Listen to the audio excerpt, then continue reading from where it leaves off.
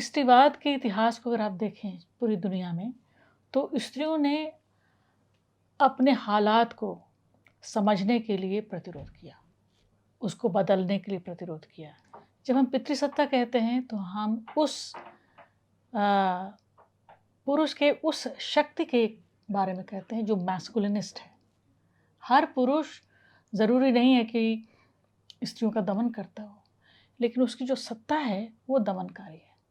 भारतवर्ष, इस देश यानी हिंदुस्तान की जो अभी ऐतिहासिक जो उसका ऐतिहासिक समय है, वो घोर अंतर्विरोधों का समय है। एक हिंदुस्तानी लगातार 5-6 स्तरों पर जीता है और वो जूझता रहता है, क्योंकि पिछले कम से कम 200 वर्षों का तो हमारा इतिहास ऐसा ही है जिसमें हमारे जो सोशल रिफॉर्मर्स थे वो जूझते रहे। सोशल मीडिया पे स्त्री और पुरुष दोनों ही जा सकते हैं, यूर राइट, वो बटन दबाने का मतलब है। जो लोग वेस्टर्न नहीं हैं, जो सांस्कृतिक रूप से भी इसके साथ डेवलप नहीं किए हैं, उन लोगों के लिए अंतर्विरोधों का होना एक बहुत ही ज़रूरी सा मसला है। पितृसत्तात्मक जो शक्ति है वो साहित्य में भी काम करती है। पुरुषों के द्वारा उठाई गई, स्थापित की गई स्त्रियां जहाँ जिस सोपान पे हैं, उनको तो मैं खारिज ही कर दिया मैंने इसमें से।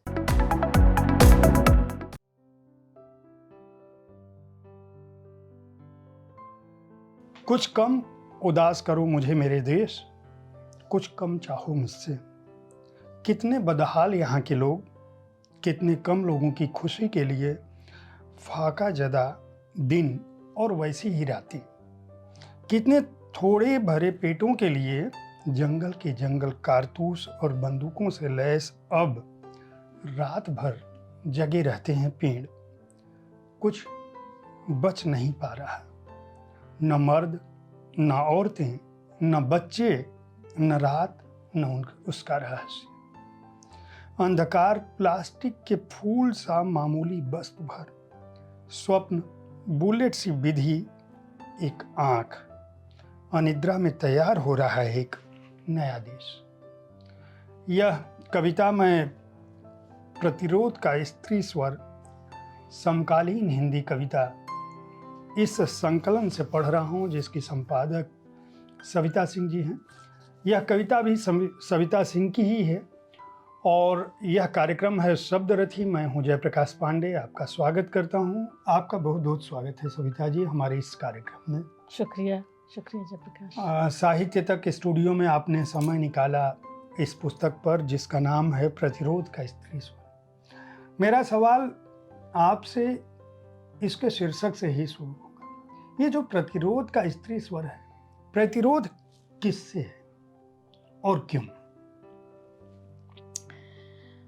ये बहुत ही अच्छा और जिसको कहते हैं प्रत्यक्ष सा सवाल है, क्योंकि कविता इस संकलन का नाम ही है प्रतिरोध का स्त्री स्वर। आप जानते हैं और पूरी दुनिया जानती है कि मैं एक स्त्रीवादी चिंतक और लेखिका हूँ।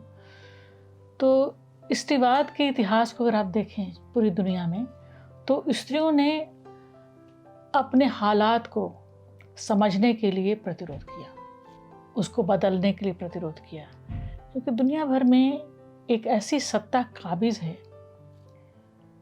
जिसको हम कहते हैं पितृसत्ता। इसीलिए ये पितृसत्ता के विरोध में ये कविताएं लिखी गई हैं। जब हम पितृसत्ता कहते हैं तो हम उस पुरुष के उस शक्ति के बारे में कहते हैं जो मैस्कुलिनिस्ट है। हर पुरुष ज़रूरी नहीं है कि स्त्रियों का दमन करता हो, लेकिन उसकी जो सत्ता है वो दमनकारी है। स्त्रियों को लेकर के ख़ास करके जितने भी रीति रिवाज, रोज़मर्रे की ज़िंदगी, आप जहाँ भी जाएंगे आप पाएंगे कि स्त्री का दर्जा समानता का नहीं है, स्त्री का दर्जा दोयम दर्जे का है, और ये मनुष्य के रूप में असहनीय है। मेरा सवाल ये है कि क्या पूरी दुनिया में जो नारीवादी आंदोलन है या जो स्त्री की आज़ादी का प्रश्न है या जिसको हम स्त्रीवाद कहते हैं, पश्चिम की जो संस्कृति है और पश्चिम में जो नारीवाद की आवाज़ है और जो भारत में संस्कृति है और भारत में नारीवाद की आवाज़ है। खासकर जब मैं इस संकलन की कविताओं को पढ़ रहा था, इसमें आपने 20 कवयित्रियों को चुना है, जिसमें आप खुद भी शामिल हैं। ये दोनों में कोई अंतर पाती हैं या पूरे दुनिया की स्त्रियों का स्वर और उनका प्रतिरोध एक जैसा है? प्रतिरोध हर जगह है, स्वर एक जैसा नहीं है जी। और आपने सही चिन्हित किया, क्योंकि जो पितृसत्ता है वो एक सिर्फ उत्पादन की व्यवस्था पर आधारित नहीं है, न प्रजनन की व्यवस्था पर।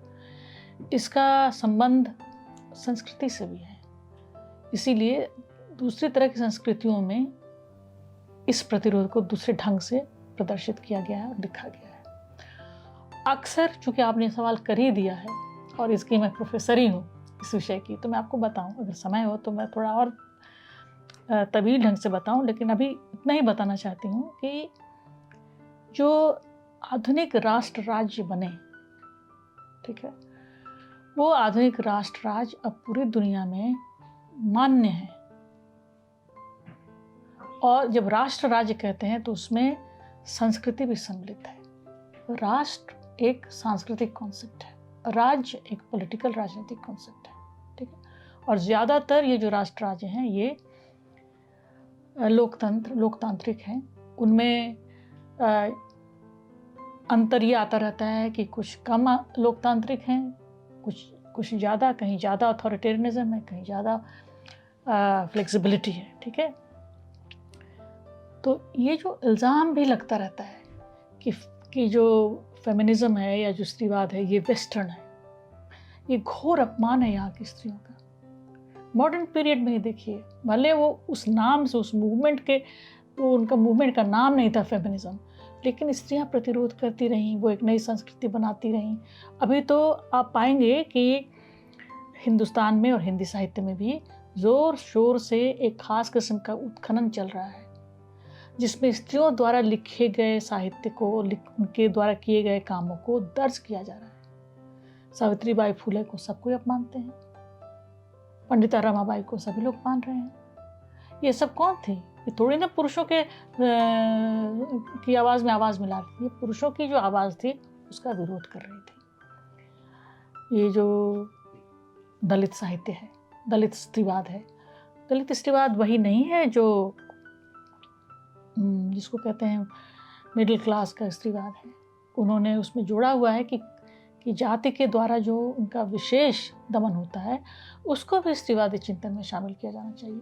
तो आप पाएंगे कि तरह तरह की भिन्नताएं हैं, लेकिन एक स्वर जो है वो यही है कि जो ये सिस्टम है, जो ये व्यवस्था है, ये व्यवस्था स्त्री के लिए मुफीद नहीं है, उसकी मनुष्यता को ये नकारता है। 2 सवाल मेरे दिमाग में आपकी बातचीत से ही आए हैं कि आप प्राध्यापक भी हैं, इस विषय की विद्वान भी हैं, इस विषय पर आपने लगातार काम किया है और कविताएं भी लगातार लिखी हैं। ये किताब जो आई है, इसकी जब कविताओं को मैं अपने जो भी दर्शक देख रहे हैं, मैं चाहूँगा कि अगर आप अच्छी कविताएं पढ़ना चाहते हैं, ये केवल भले ही इसका शीर्षक प्रतिरोध का स्त्री स्वर है, लेकिन ये जो प्रतिरोध का को हटाइए और स्त्री स्वर को भी अगर देखने की कोशिश करिए तो आपको एक से बढ़कर एक उम्दा कविताएं मिलेंगी, जो कविता के धरातल पर, संवेदना के धरातल पर, चिंतन के धरातल पर, विमर्श के धरातल पर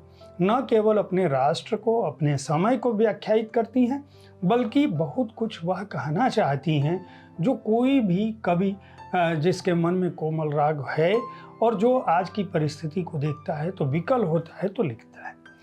तो यह तो मैं संग्रह की बात करूंगा और संग्रह इसलिए भी महत्वपूर्ण है और इसीलिए आज हम इस स्टूडियो में बैठे हैं। लेकिन ये एक तो ये पितृसत्ता जो बात होती है, अगर इसको सरल भाषा में, क्योंकि आज की जो पीढ़ी है, हम ये कह सकते हैं कि जिस समाज में हम रह रहे हैं और जिस समय में रह रहे हैं, मोबाइल का प्रभाव हर जगह गांव के किसी कोने तक पहुंच चुका है। हमारे यहाँ जो बच्चियां हैं, जो लड़कियां हैं, स्त्रियों का पहनावा एक तरफ वो बहुत आधुनिक पहनावे के साथ हैं। दूसरी तरफ ऐसा भी समाज है जो दिल्ली से कुछ ही किलोमीटर पर है, लेकिन वो ये मानता है कि किसी भी लड़की के साथ ज्यादती की वजह उसका वस्त्र है। कोई ऐसा भी लोग सत्ता में हैं जो ये कहते हैं कि स्त्रियों को दिन और रात में नहीं घूमना चाहिए। दूसरी तरफ एक ऐसा संचार माध्यम है जो कहीं भी स्त्री और पुरुष में कोई विभेद नहीं करता, यानी हमारी उंगली पर वह सब कुछ जो किसी लड़के को उपलब्ध है वह किसी लड़की को भी उपलब्ध है। तो हम एक ऐसे विसंगति भरे समाज में, जो मुझे लगता है, मतलब आप ये मानिए कि यहाँ मैं जो बातचीत कर रहा हूँ, मैं उस युवा पीढ़ी या उन युवा बच्चों के लिए कर रहा हूँ, लड़कियों और लड़कों के लिए कर रहा हूँ। ये मेरी दृष्टि नहीं हो सकता है, मैं इससे निजी तौर पर अलग विचार रखता हूँ। लेकिन जो आज के युवा बच्चे हैं उनको बहुत बार ये बात नहीं समझ में आती है कि पितृसत्ता क्या है। पितृसत्ता के अलावा वो अपने जो आधुनिक, मतलब दो तरफ, एक तरफ वो गांव से आते हैं तो वहाँ का वातावरण अलग है।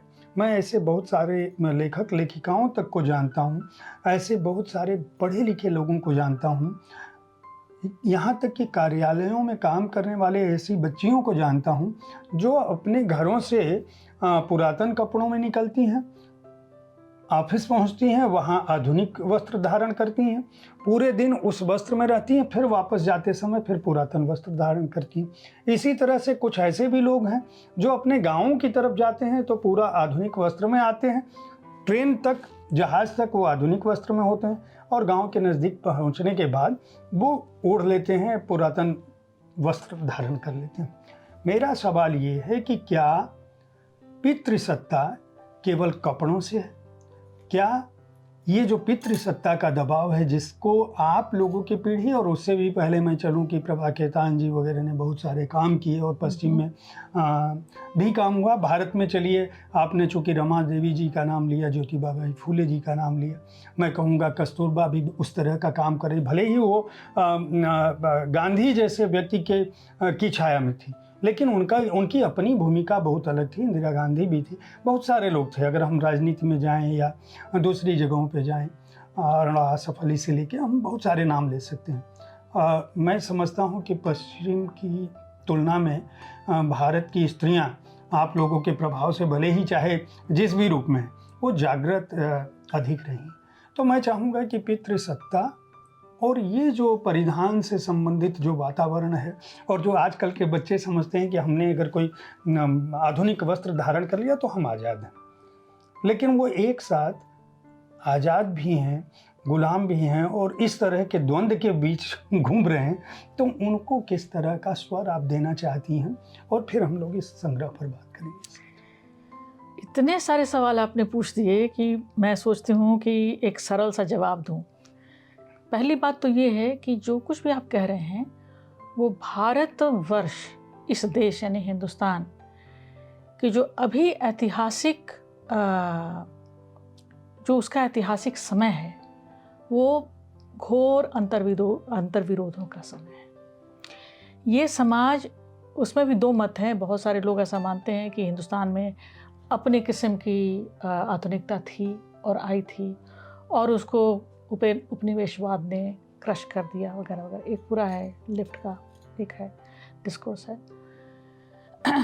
लेकिन जो अभी हमारे यहाँ आधुनिकता है वो आधुनिकता पूंजीवाद के साथ आई, और पूंजीवाद आया उपनिवेशवाद के साथ, खास करके हमारे यहाँ जो ब्रिटिश कॉलोनियलिज्म है उसकी वजह से। तो हम 3 या 4 स्तरों पर जूझ रहे हैं। एक हिंदुस्तानी लगातार 5-6 स्तरों पर जीता है और वो जूझता रहता है, क्योंकि पिछले कम से कम 200 वर्षों का तो हमारा इतिहास ऐसा ही है जिसमें हमारे जो सोशल रिफॉर्मर्स थे वो जूझते रहे इसी आधुनिकता से कि हम एक अपना कोई फ़लसफ़ा बनाएं ताकि लोग संयत ढंग से जी सकें, वो अपने ऑथेंटिक लाइफ जी सकें। लेकिन ऐसा हो न सका, क्योंकि ये सिर्फ संस्कृति का मामला नहीं है। ये पूंजीवादी व्यवस्था, जो पूंजीवाद है, उसके अपने प्रोसेसेस हैं, प्रविधियां हैं। पूंजीवाद एक ऐसा सिस्टम है जो मुनाफा कमाने का एक पूरा सिस्टम है। मार्केट उसी के लिए बना, एक्सचेंज वैल्यू उसी के लिए बना, कमोडिफिकेशन उसी वस्तुकरण जिसको कहते हैं। तो लगातार एक प्रोसेस कमोडिफिकेशन का चलता रहता है। उस प्रोसेस में क्या होता है कि आपका दिमाग आधुनिक है या नहीं, इससे कोई फ़र्क नहीं पड़ता। आप वो माल खरीदें जो आपको आधुनिक दिखा सकता है, ठीक। तो और उसके लिए फैशन इंडस्ट्री है, एड करने के लिए, उसको सहायता देने के लिए। तो बहुत सारे लोग जो आपको आधुनिक वस्त्रों में दिखते हैं, ये शरीर तो आधुनिक दिखता है लेकिन दिमाग नहीं दिखता, दिमाग नहीं है। दिमाग अभी भी उस परंपरा में ही फंसा हुआ है, ठीक है ना। ऐसा करने वाले लोगों की हालत, उनको रिजेक्ट मत कीजिए, उनकी हालत पर सोचिए कि वो कितने ज़्यादा अंतर्विरोधों से परेशान लोग हैं। बहुत सारी हिंसा जिसके बारे में आप कह रहे थे, स्त्रियों के ऊपर इस तरह के क्या कहते हैं बंधन डाला जा रहा है, वो सिर्फ इसलिए है कि वो ये तो जानते हैं कि मुनाफा बनाना है, लेकिन वो ये अभी तक तैयार नहीं हुए हैं कि हमको सांस्कृतिक रूप से भी उस मुनाफे की संस्कृति का हिस्सा बनना है, ठीक है। इसके लिए अंतर्विरोध चलता रहता है। सोशल मीडिया पे स्त्री और पुरुष दोनों ही जा सकते हैं, योर राइट, वो बटन दबाने का मतलब है। लेकिन सोशल मीडिया पे कंटेंट क्या है, किस तरह की चीज़ें हैं उस मीडिया पे, ये देखना है, और किस तरह आपको टेक्नोलॉजी ले जा रही है। आप जानते हैं फेसबुक पर आपके बहुत सारे मैसेजेस को वो खुद ही मॉनिटर करते हैं, वो नहीं आप वो शायद करेंगे, है ना। आप हर वक्त एक सिस्टम ऑफ कैपिटलिस्ट मॉनिटरिंग के सिस्टम में काम कर रहे होते हैं। सारा सोशल मीडिया वही है, टेक्नोलॉजी यानी कैपिटलिज्म। अभी अगर ये विषय है बहुत बड़ा, किस तरह से कैपिटलिज्म अपने टेक्नोलॉजिकल दौर में है, जहाँ ये मैं यंग लोगों के लिए कह रही हूँ, जहाँ पर एक ख़ास किस्म का कैपिटलिस्ट दौर है ये, जिसको पोस्ट मोनोपोली कैपिटलिज्म कह सकिए, जिसमें फिनांस कैपिटल है और टेक्नोलॉजी है, उनके मिलने से एक नया सिस्टम तैयार हुआ है। इसमें जो लोग वेस्टर्न नहीं हैं, जो सांस्कृतिक रूप से भी इसके साथ डेवलप नहीं किए हैं, उन लोगों के लिए अंतर्विरोधों का होना एक बहुत ही ज़रूरी सा मसला है। उसको रिजॉल्व हम ही को करना है, ठीक है। इसलिए स्त्रीवादी लेखन की ज़रूरत भी है।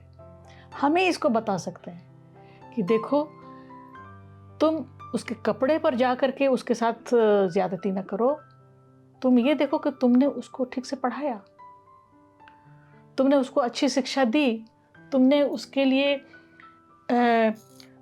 उसकी नौकरी के लिए या उसके आत्मसम्मान के लिए, आत्मबल के लिए कुछ किया। क्या वो अभी भी यही उम्मीद की जाती है स्त्री से कि वो विवाह करे और पति पर और उसके पति के परिवार पर आश्रित हो? ये तो बहुत ही ऐसा मसला है जिस पर अभी तो सोचना ही बाकी है। अभी भी एक ये बहुत ही नेचुरल चीज़ मानी जाती है कि लड़की जो है वो पढ़ेगी थोड़ा बहुत, उसके बाद उसकी शादी हो जाएगी, उसके बाद घर चली जाएगी अपने, उसका घर भी अपना नहीं रह जाएगा, समझ रहे हैं। तो ऐसी पराधीनता की स्थितियाँ एकदम मसलसल जारी हैं, और उसके साथ साथ ये टेक्नोलॉजिकली इंड्यूस्ड कैपिटलिज्म जो मनुष्य को एकाकी करना चाहता है, जो उसको सिर्फ कंज्यूमर से ज़्यादा कुछ नहीं मानता है। तो आप एक पूरी तरह से उस तरह के मनुष्य भी नहीं रह जाते हैं, आप एक कंज्यूमर की तरह जीते रहते हैं। अगर आप कंज्यूम नहीं करते हैं तो उससे भी आपकी उदासी बढ़ जाती है। स्त्री की जो आदर्श स्थिति है, मैं ये पूछूं कि आपने ये बहुत सारी कविताओं का चयन किया जो 20 प्रतिनिधि मतलब 20 कवियत्रियों की प्रतिनिधि कविताएं मैं कह सकता हूँ, या वो कविताएं जिनमें प्रतिरोध का स्वर था और जो अपनी समकालीनता को भी स्वर दे रही थी, कहीं न कहीं से अपने समय को स्वर दे रही थी, न्याय और उस व्यवस्था को, समानता की व्यवस्था में आना चाहती थी और उस स्थिति को कायम करना चाहती थी। वो स्वप्न देख रही थी जिसको पाना हम चाहते हैं। मैं ये जानना चाहता हूँ कि वो आदर्श स्थिति क्या हो सकती है किसी स्त्री की। परिवार, क्या स्त्रीवाद परिवार का विरोधी? क्या स्त्रीवाद समाज की उस व्यवस्था का विरोधी है जो दोनों को समान अवसर देता है?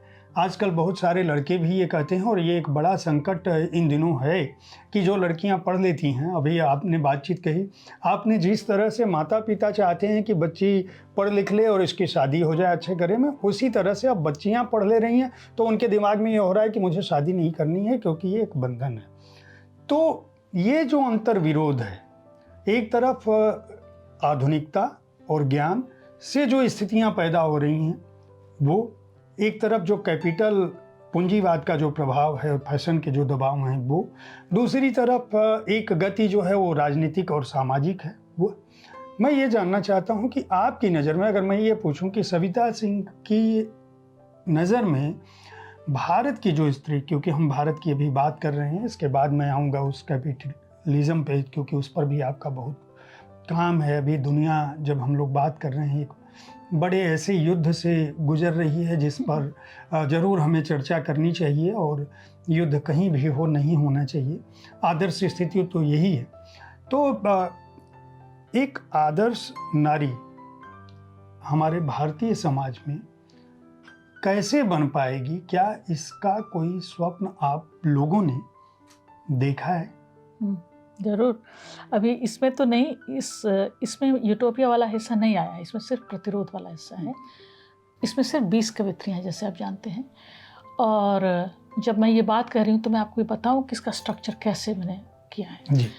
यानी कि स्त्री कविता में प्रतिरोध जहाँ कहीं भी है, चाहे वो आदिवासी स्त्री हो, चाहे वो दलित स्त्री हो, चाहे वो ग्रास रूट मूवमेंट से जुड़ी हुई स्त्री हो, चाहे मुझ जैसे एकेडमिक दुनिया की स्त्री हो, ठीक है ना। मैं आप तो एलिट अभिजात्य परिवार का हिस्सा मानी जा सकती हैं। नहीं। और बौद्धिक रूप से भी, और सामाजिक और आर्थिक पृष्ठभूमि के आधार पर भी। ये अन्याय है। ये अन्याय है। मुझे अभी एक लंबे इंटरव्यू में मुझसे पूछा गया कि क्या आप एलीट फेमिनिस्ट हैं। मैंने कहा देखो, ऐसा कोई फेमिनिज्म नहीं जिसको एलीट फेमिनिज्म कहा जाए।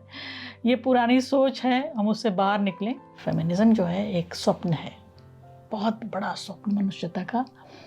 और उस स्वप्न में सभी लोग, आप सोच लीजिए जैसे किसी एक रात आप बहुत अच्छी नींद में हैं और एक सपना आप देख रहे हैं जिसमें हर चीज़ बदली हुई है। भाषा बदली हुई है, साहित्य बदला हुआ है, लोगों की दिनचर्या बदली हुई है, स्त्री और पुरुष के बीच में ज़्यादा सौहार्द, बिजनेस नहीं है। यानी मैरिज का जो एक है ना, कि जैसे आप मैरिज में गए, एक बिजनेस लाइक एटमॉस्फेयर में आप पहुँच जाते हैं। आपको हस्बैंड बनना पड़ता है और जो स्त्री है उसको पत्नी बनना पड़ता है, और वो रोल निश्चित है। इतना डिटर्मिनिस्टिक है ये सारा मामला। खैर एनीवे, मैं परिवार के खिलाफ नहीं हूँ। बाय द वे, फेमिनिस्टों पर ये बार बार आरोप लगता है, तो मैं एक चीज़ बताऊँ ताकि मैं और आगे बढ़ सकूँ आपकी बातचीत, हम लोगों की बातचीत। स्त्रीवाद जो पूंजीवादी और पितृसत्तात्मक दोनों व्यवस्थाओं के मिलन से जिस तरह के परिवार का जन्म हुआ है, उस परिवार को तो वो निश्चित तौर पर बदलना चाहती है। एक बहुत पहले कथन में एक लंबी परिचर्चा हुई जिसमें मेरा एक 3-4 घंटे का इंटरव्यू लिया गया था। उस वक्त मैं DO पढ़ाती थी दिल्ली यूनिवर्सिटी में। तब मैंने कहा था कि हमें ज़रूर कल्पना करना चाहिए कि जो परिवार है वो सबसे पहला लोकतांत्रिक यूनिट हो, जहाँ पर स्त्री और पुरुष मिल करके किसी चीज़ पर राय बनाते हो। खास करके जब मसला आता है बच्चों का, ये सब उलझा हुआ मामला है। इस किताब के ज़रिए मैं सब कैसे बातें करूं, तो कहने का मतलब ये है कि वैसे भी पूंजीवाद ने जो हमारा जॉइंट फैमिली स्ट्रक्चर था ना, संयुक्त परिवार, उसको तो उसने तोड़ दिया। ठीक, उसको तोड़ दिया। उसके बाद बच गया न्यूक्लियर फैमिली, एकल परिवार, जिसमें हस्बैंड, वाइफ और बच्चे। ये है स्थिति। ये इस सिस्टम को, जो प्रॉफिटिंग सिस्टम है, उसको ये स्ट्रक्चर पसंद है। इस स्ट्रक्चर के जरिए जो लेबर का एक्सप्लॉयटेशन होता है या यूज़ होता है इस सिस्टम में, वो ज़्यादा अच्छे तरीके से होता है nuclear system, nuclear family system में। मेरा ये कहना है, और बहुत सारे और लोगों का भी कहना है, और बहुत सारे लोग इस चीज़ को प्रैक्टिस भी कर रहे हैं कि जो हमारा संबंध हो हस्बैंड का या वाइफ का या जो भी हो, तो उसमें जो पहले से उस रोल को लेकर के, उस भूमिका को लेकर के जो बातें तय की गई हैं, वो बातें बदल जानी चाहिए। वो बातें जब बदलेंगी, यानी कि प्रेम का बहुत बड़ा रोल होगा। हम जिस तरह से प्रेम करते हैं एक स्त्रीवादी समाज में, उससे कहीं बेहतर ढंग से लोग प्रेम करेंगे, क्योंकि उसमें सिंपैथी भी होगी, समझ रहे, एक दूसरे के प्रति सहानुभूति होगी, किसी का आधिपत्य किसी के शरीर पर नहीं होगा या मन पर। ये सब बहुत मुश्किल चीज़ें हैं हासिल करना। मैंने अभी एक आर्टिकल लिखा है जो एक किताब में आई है, वो आर्टिकल आया है स्त्री यूटोपिया पर। जिस चीज़ की हम कल्पना करें उसको तो हम अभी हासिल कर नहीं पाए, इसलिए हम उसको यूटोपिया ही कह सकते हैं। तो उस यूटोपिया में मैंने ये सारी बातें की हैं। कुछ चीज़ों को मैंने ये भी दिखाया कि कैसे आखिर चीज़ें बदली भी हैं। ऐसा नहीं कि शाश्वत है कोई परिवार या शाश्वत है कोई एक तरह से प्रेम किए जाने का तरीका। चीज़ें बदलती हैं, वो लगातार बदल रही हैं। पूंजीवाद को खुद ही जब कोई चीज़ बदलती हुई कोई चीज़ चाहिए तो उसको बदल भी देते हैं। वो तरह तरह के प्रेशर के ज़रिए, तरह तरह के रिफॉर्म्स के ज़रिए, एक्ट्स के ज़रिए। आप सोचिए कितने सारे बिल्स पास होते हैं पार्लियामेंट, रेप को लेकर के कितने बिल्स पास हुए, मैरिज को लेकर, डिवोर्स को लेकर के।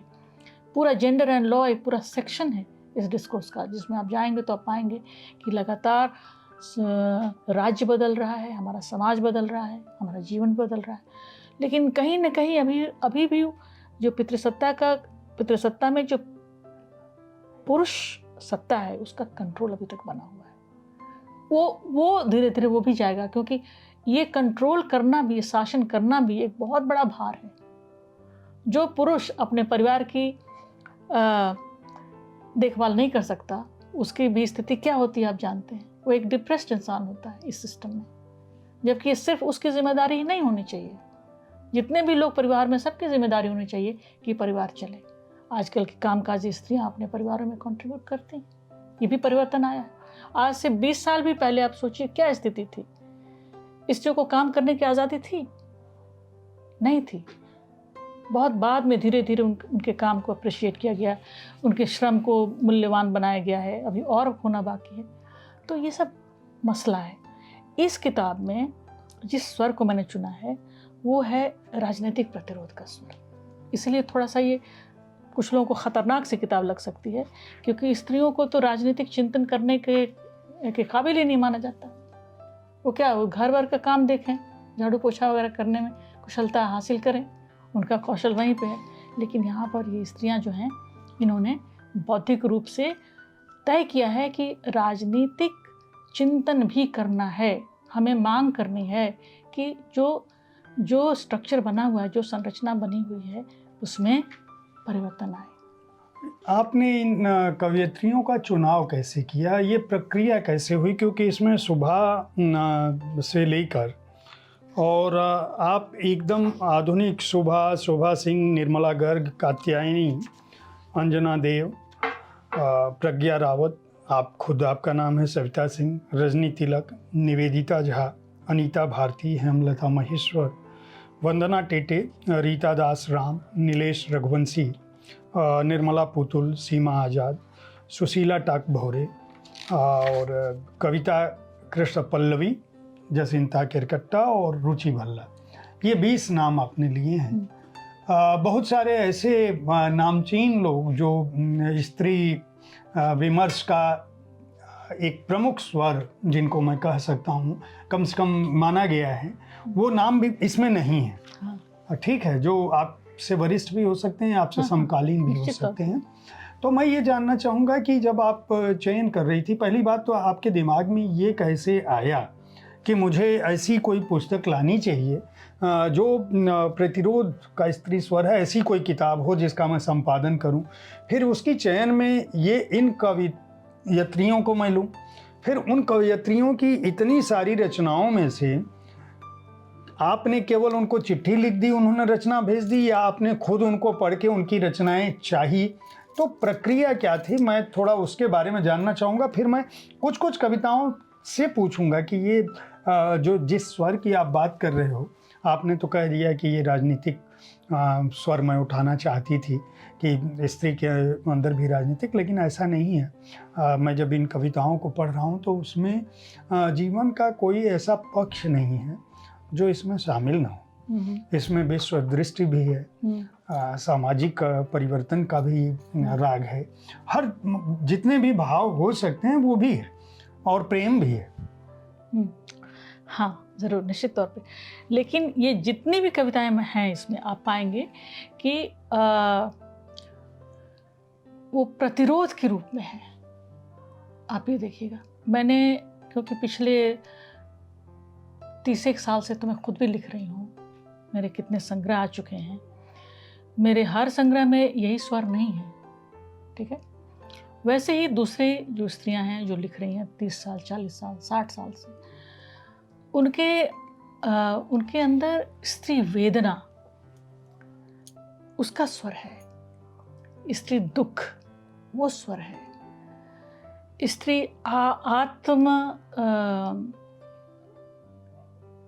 आत्मदमन का भी स्वर है, समझ गए। लेकिन वो उन कविताओं को मैं स्त्री कविता कहती हूँ। अभी एक लंबा लेख में लिख रही हूँ, स्त्री कविता और स्त्रीवादी कविता में फर्क क्या है। ये जितनी भी कविताएं हैं ये सब परिवर्तनकामी कविताएं हैं, ये सब परिवर्तन की मांग करती हैं और उसके लिए उन्होंने जीवन में संघर्ष किया है।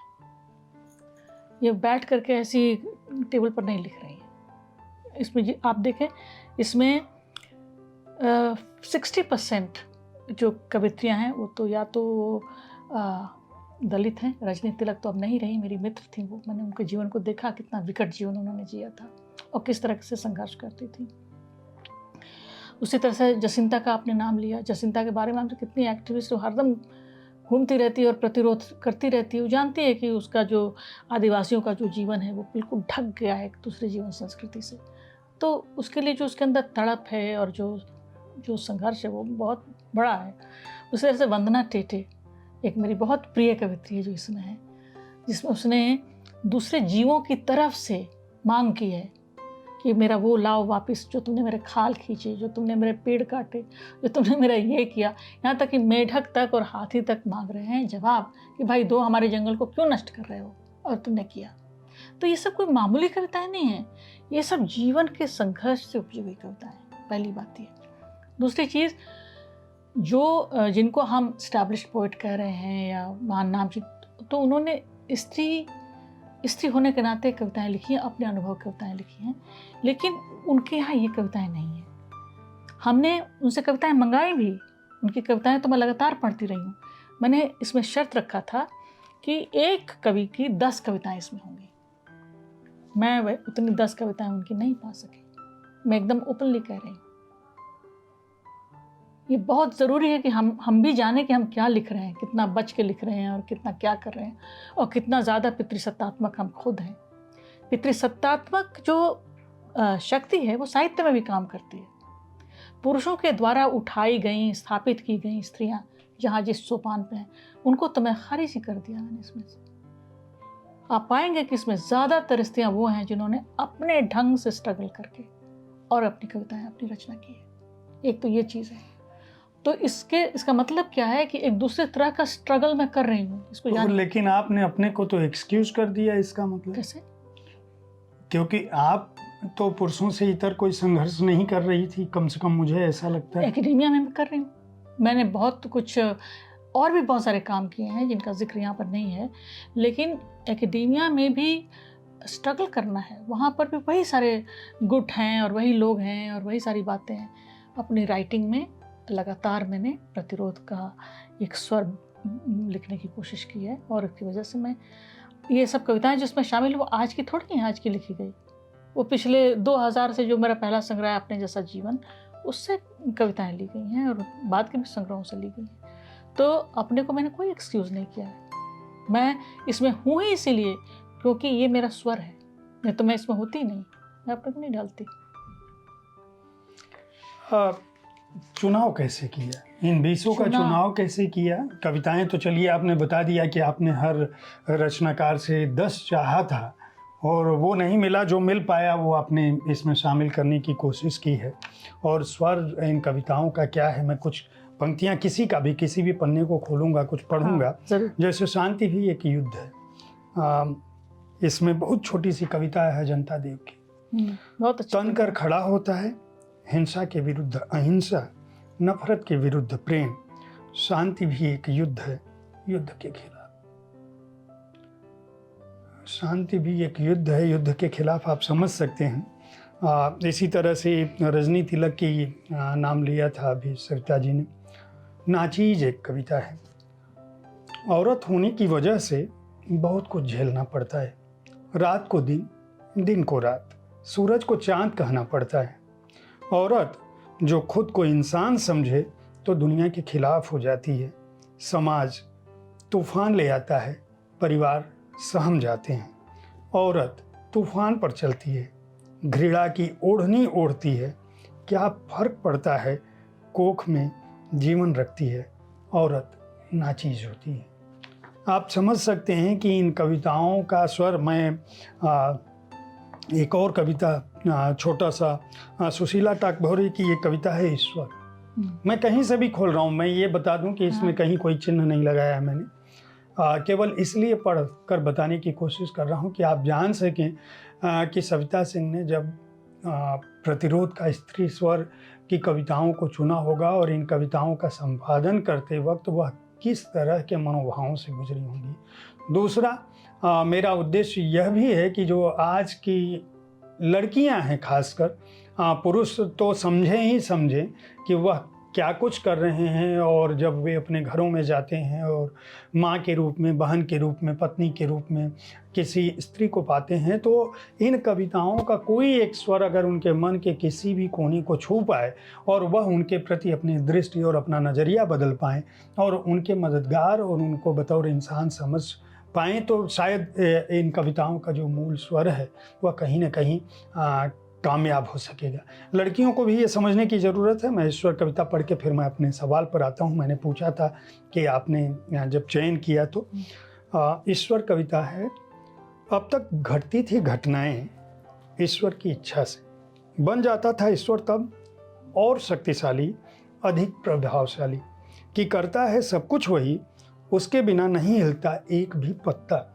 मनुष्य क्या चीज़ है, नगण्य तिनके जैसा, यही प्रचार था अब तक ईश्वर के लिए। यह कैसा समय आया है कोरोना काल में, ईश्वर को ही कर दिया है बंद मंदिर, मस्जिद, गिरजाघरों में, कि मनुष्य स्वयं ही करेंगे मनुष्यों की रक्षा।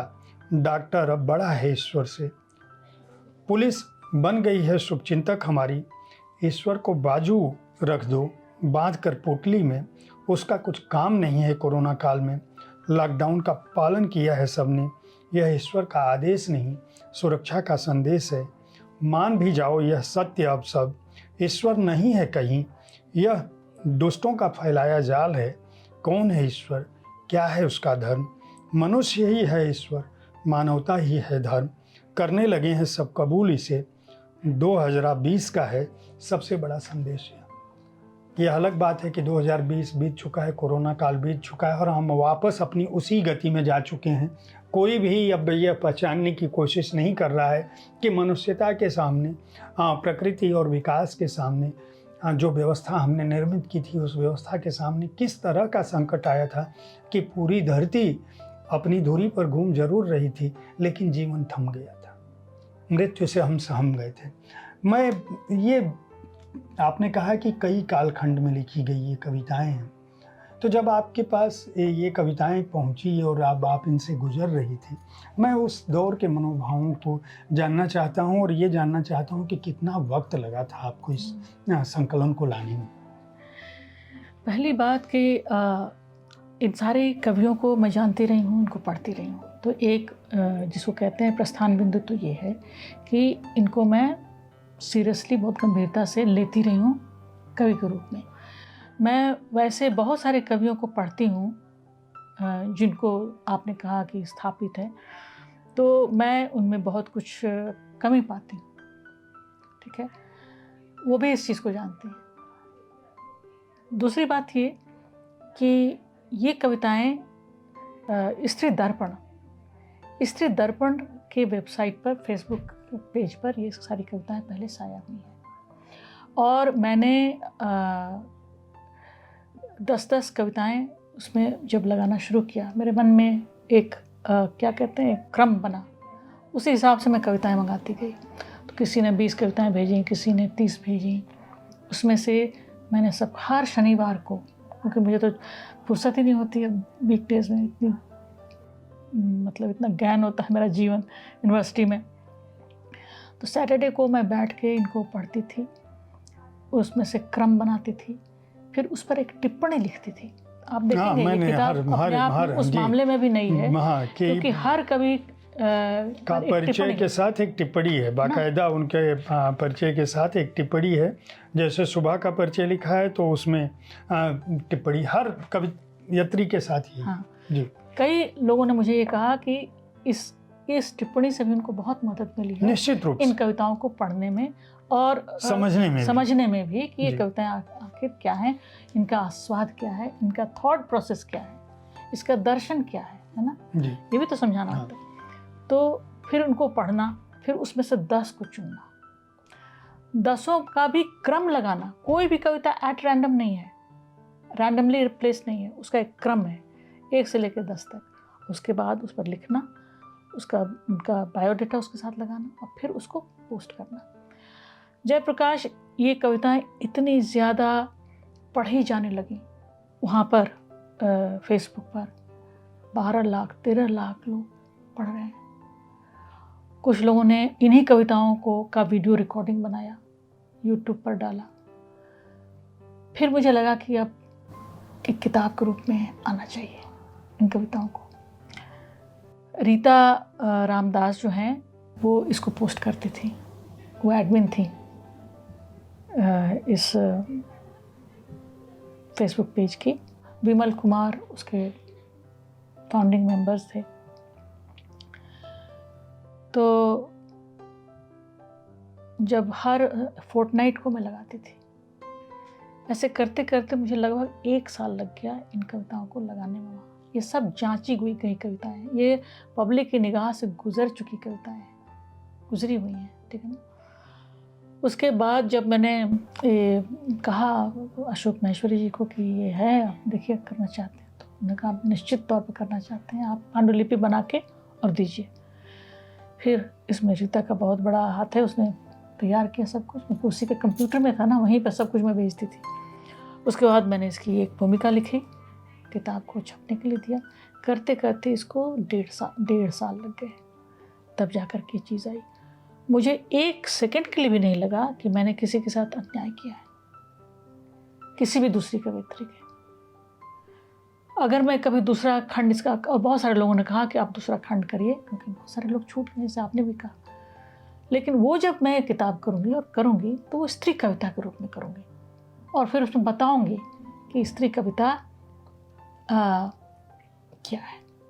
मैं ये जानना चाहता हूँ कि अगर इन कविताओं को इतनी लोकप्रियता मिल रही थी और पुस्तक के रूप में भी ये आई है, और निश्चित रूप से संग्रह की कविताओं का अपना स्वर है, अच्छी कविताओं का एक अपना आकर्षण होता है।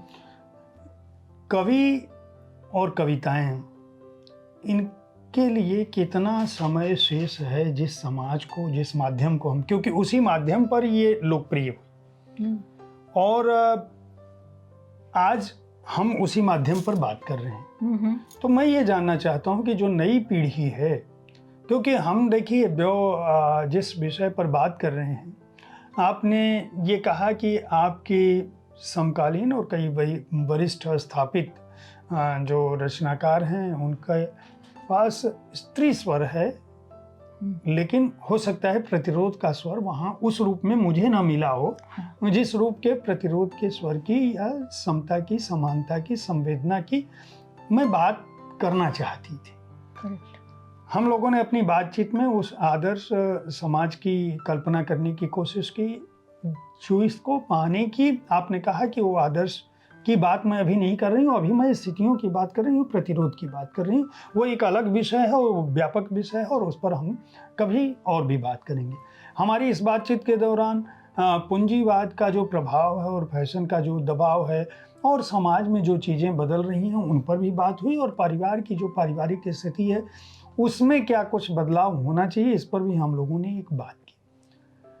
मैं सविता सिंह जी से ये पूछूं कि आज जो बच्चा हमारा यह कार्यक्रम देख रहा होगा और जो युवा पीढ़ी है, जो आप लोगों के आंदोलन से इंटेलेक्ट की बात, ज्ञान की बात, बौद्धिकता की बात, दर्शन की बात, परंपराओं की बात, संस्कृति की बात तभी है जब ज्ञान है। शिक्षा जो है वह निश्चित रूप से आपको उन्मुक्त भी करती है, देती है। लेकिन आज के समय में जब हम जान रहे हैं तब सब कुछ गड्डमड है, कहाँ कुछ क्या कुछ लिखा जा रहा है, क्या कुछ पढ़ा जा रहा है, किस तरह की चीज़ें सामने आ रही हैं। जिस माध्यम ने आपको लाखों लोगों तक इन कविताओं को पहुंचाया, उसी माध्यम पर कुछ ऐसी भी चीज़ें हैं जो शायद अप्रिय हैं या वहाँ नहीं होनी चाहिए। तो जो युवा वर्ग है वह ऐसी स्थितियों से कैसे उभरे, और क्या आपके दिमाग में ऐसी कोई योजना है कि हम लोग, मतलब आप और आपके जो इस संकलन में शामिल जो जागरूक रचनाकार हैं, किसी ऐसे प्रयास को करने की कोशिश कर रहे हैं जिससे आपके बाद की पीढ़ी, क्योंकि आप लोगों की निर्मित में मैं निश्चित रूप से मानता हूं कि आपके अपने परिवेश, आपकी अपनी पढ़ाई लिखाई, जिन लोगों के साथ आप गुजर रहे थे, वो उस तरह का एक विमर्श का समय था। अभी तो समय नहीं है बच्चों के पास, वो विमर्श कहाँ से करेंगे। जिन माध्यमों पे हैं उस माध्यमों में भी वो बहुत हड़बड़ी में है, हर आदमी अभी आज के दौर में जल्दी में है। और जिन 4 दशकों की कविताएं आप यहाँ लेके आई हैं, उस दशक में, और जो हम कहें कि पिछला दशक था हमारा, केवल 10-20 सालों में स्थितियां बहुत हर स्तर पे बदल गई हैं। पूंजी की जो बात आप करती हैं तो उसका भी स्वरूप एकदम बदल गया है, और मुझे लगता है कि सब कुछ एक तरफा होता जा रहा है। तो ऐसी स्थिति में आप लोग क्या करने की योजना बना रहे हैं और भविष्य में क्या कुछ करना चाहते हैं? ऐसा है, जयप्रकाश के कविता की दुनिया में आप किसी एडमिनिस्ट्रेटर की तरह योजना नहीं बना सकते। ठीक, उस हिसाब से, हालांकि मैं एडमिनिस्ट्रेशन में भी बहुत रही हूँ, आप जानते हैं मैं school of gender and development studies की फाउंडिंग डायरेक्टर रही हूँ। अभी फिर से मेरा टर्म आ रहा है, मैं दहल रही हूँ कि अब मैं क्या करूँगी, क्योंकि लगातार आपको फिर भयंकर ढंग से व्यस्त होकर के काम करना पड़ता है। जो चीज़ें सामने अभी हैं, जो कुछ मैं कर रही हूँ, वो मैं आपको बता सकती हूँ। जैसे अभी मैंने 2 उसी स्त्री दर्पण पर ही एक पूरी और किताब हमने की, जिसको हम स्त्री और प्रकृति के नाम से ला रहे हैं, ठीक है ना, हिंदी साहित्य में स्त्री और प्रकृति की कविताएं। और उसके बाद एक और वॉल्यूम मैंने तैयार किया, क्योंकि बहुत सारे लोग छूट गए थे। और प्रकृति पर तो कोई ही ऐसा कवि होगा जो ना लिखे। प्रकृति सबसे बड़ी प्रेरणा है कविता की, और इसको आज तक निभाया जा रहा है। तो वो तो 2 वॉल्यूम है। ये बहुत ज़रूरी है कि हमारा आज का जो युवा वर्ग है वो स्त्री के प्रति तो संवेदनशील हो ही, उसको अपने पर्यावरण के बारे में बहुत ज़्यादा अलर्ट होना है। अगर वो प्रकृति को नहीं नष्ट होने से बचाएगा तो वो भी नहीं बच पाएगा। ना ये टेक्नोलॉजी रहेगी। टेक्नोलॉजी किस हद तक मैनेज करती रही है चीज़ों को, डिस्ट्रॉय करना और मैनेज करना, ये 2 काम टेक्नोलॉजी कर रहा है।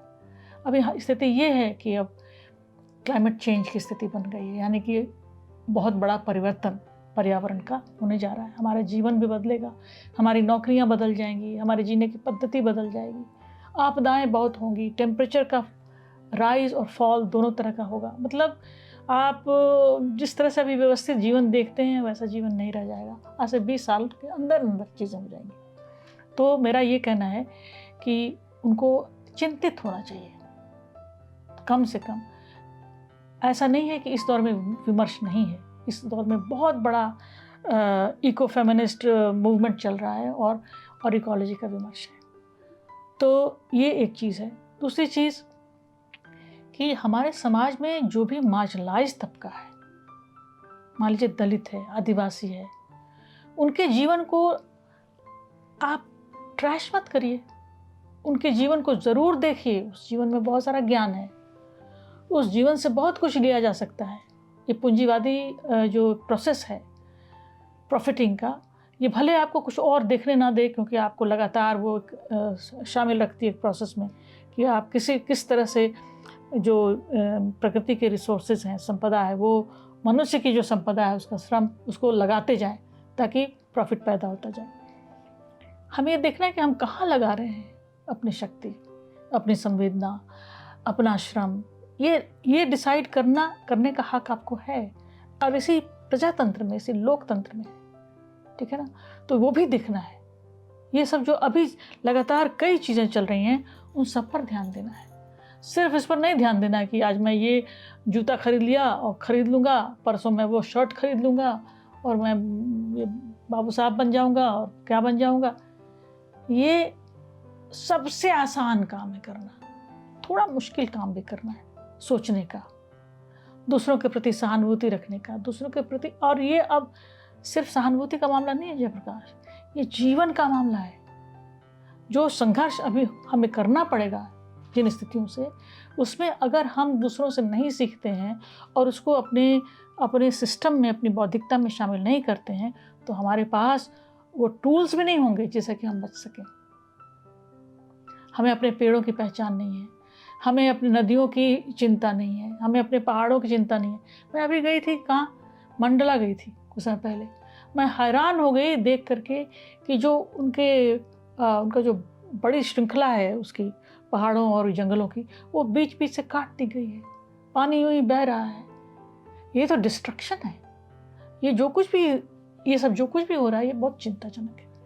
तो मेरा ये कहना है कि सिर्फ मस्ती में नहीं रहना है, जीवन के प्रति में सचेत होइए और सोचिए कि ये जीवन कैसे बचेगा। हर समय में लोगों ने जीवन के बचाने के लिए प्रयत्न किया है, उसी के लिए उन्होंने घर बनवाए, शहरों को बनाया, अर्बन सेटअप किया। तो मतलब टेक्नोलॉजी उसी के लिए डेवलप हुई थी, बाय द वे, साइंस उसी के लिए डेवलप हुआ था। तो हमें ये सब देखना है कि क्या पर्पस है, किस बात के लिए हम ज्ञान अर्जित करते हैं या चीज़ें घटित कराते हैं। और आज उतने ज़्यादा हम सोशल मीडिया के अफीम को ना ग्रहण किया करें कि हम भूल ही जाएं कि हम कौन हैं। ये तो कहीं से भूलना ही नहीं कि आप मनुष्य हैं और आपका जीवन संघर्ष है। संघर्ष के जरिए ही आप अच्छा जीवन पाते हैं। बहुत बहुत धन्यवाद मुझसे बातचीत करके समय निकालने के लिए।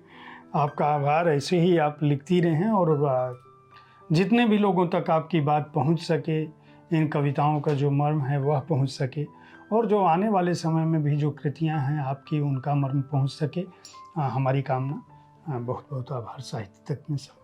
शुक्रिया जयप्रकाश।